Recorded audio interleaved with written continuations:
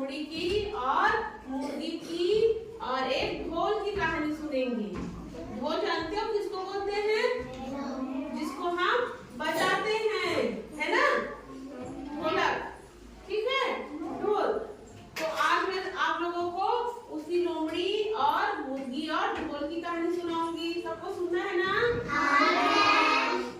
एक जंगल रहता है, बहुत बड़ा सा जंगल रहता है, ठीक है, और उस जंगल में बहुत सारे जंगली जानवर रहते हैं, है ना।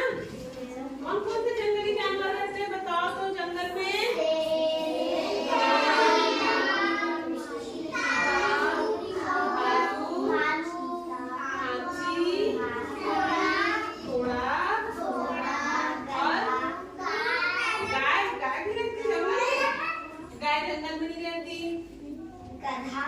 गधा रहता है जंगल में, और उस जंगल में एक लोमड़ी भी रहती है ना। तो हम उसी लोमड़ी के बारे में आज कहानी सुनते हैं। तो उस बड़े से जंगल में लोमड़ी रहती है, और वो लोमड़ी जो है उस दिन इतनी भूखी रहती है, बहुत ज्यादा उसको क्या लगते रहता है? भूख लगते रहता है। वो सुबह से कुछ खाई पी नहीं रहती है, उसको शिकार नहीं मिले रहता है ना। लोमड़ी शिकार करके खाती है ना, तो उसको कोई शिकार नहीं मिले रहता है, और वो सुबह से ही क्या रहती है? भूखी रहती है। तो वो सोचती है कि आज मैंने कुछ नहीं खाया है, चलो मैं शिकार के लिए निकलती हूँ। तो जाती है, रास्ते में थोड़ी दूर जाने के बाद में उसको एक मुर्गी दिखाई देती है।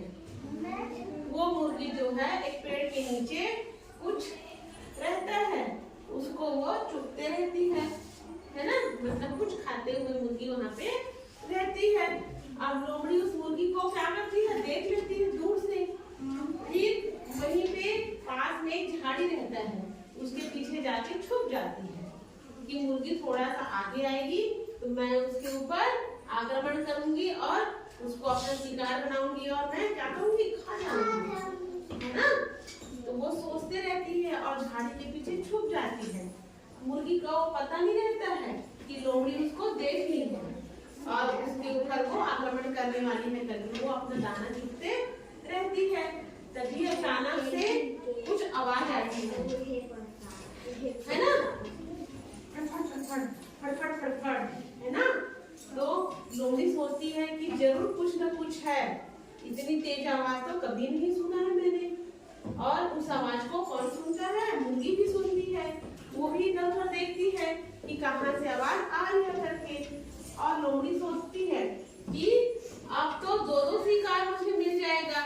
एक तो कुछ आवाज ऊपर से आ रही है पेड़ के ऊपर से, और मुर्गी नीचे है, मतलब एक साथ मुझे दो चीज खाने को मिल जाएगा। बहुत खुश हो जाती है और उसका लालच बढ़ जाता है।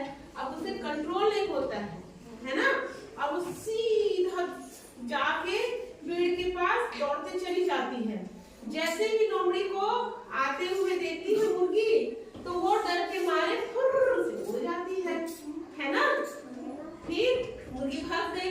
अब लोमड़ी सोचती है कि चलो मुर्गी भाग गई, कोई बात नहीं, एक और शिकार है जो पेड़ के ऊपर बैठा है, फट आवाज कर रहा है, तो क्यों ना मैं उसके पास जाके उसको खा लूं। ये सोच के वो कहाँ चढ़ जाती है? पेड़ के ऊपर डंगाली में, है ना।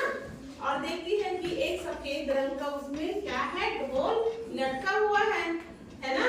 और वो ढोल जो है जैसे ही हवा चलती थी तो पेड़ की डालियां उससे ऐसे ऐसे टकराती थी, तो वो ढोल जो है फट बजता था, ढम, है ना। तो अब लोमड़ी को क्या पता है कि वो ढोल है, वो उसको कुछ खाने की चीज समझ के ढोल को पराक्रम कर देती है, और अपने नुकीले दांत और अपने नुकीले हाथों से, है ना, नाखून से उस ढोल को फाड़ देती है। और फाड़ने के बाद में वो खाने लगती है। तो ढोल कोई खाने की चीजें है क्या? है ना। ढोल क्या है? फट जाता है, और फटने के बाद नीचे गिर जाता है।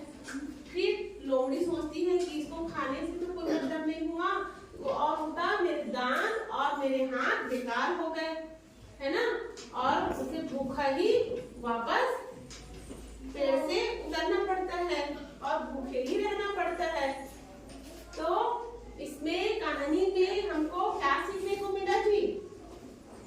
लोमड़ी जो है लालच के मारे पहले तो मुर्गी को छोड़ दी, है ना, और उसको लगा कि मैं पहले ऊपर में जो चीजें हैं उसको पहले खा लेती हूँ, उसके बाद में मुर्गी को खा लूंगी दौड़ा के करके।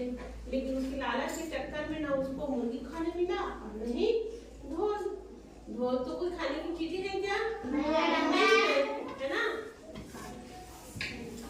तो उसकी लालच के कारण लोमड़ी को क्या है, भूखे रहना पड़ जाता है। भूखे रहना पड़ा ना, तो हमको लालच नहीं करना चाहिए। वो चाहे तो मुर्गी को खा सकती थी, लेकिन उसका लालच बढ़ गया, वो एक साथ दो चीज को खाऊंगी करके मुर्गी को भी छोड़ दी और ढोल को भी कुछ है करके वो पेड़ के ऊपर चढ़ गई और उसको भी नोच डाली, है ना। लेकिन उसका पेट भरा क्या? नहीं भरा। तो लालच बुरी बला है। इस कहानी से हमको क्या शिक्षा मिलती है कि हमको लालच